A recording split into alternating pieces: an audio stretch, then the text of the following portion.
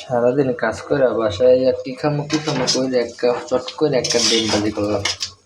একটা ডিম ভাজি কইরা তারপরে এই তো ডিম হয়ে গেছে গা। তারপরে আরো কিছু আছে, আপনারা দেখতে থাকেন। এরপরে দেখেন একেবারে ডাইলে চাইলে খিচুড়ি কইরা লাইছি। আলু পরিচ পেঁয়াজ মরিচ দিয়া হলুদে টকটকা বানাইয়া একখান ডিম ভাজা লইলাম, 2টা কাঁচামরিচ লইলাম। এই যে খিচুড়ি একটু লেটকা হয়ে গেছে, গ্যাস নাই তো ওই জন্য একটু লেটকা হয়ে গেছে, কিছু আপনারা মনে করেন না। তারপরে সবাই খায়া লাইবেন, সবাই না আমি খাইলাম আর কি।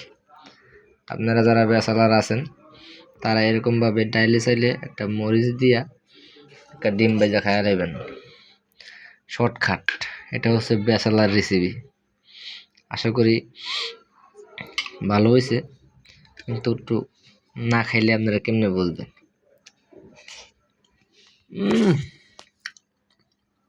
কি মজা হয়েছে, সেই সেই।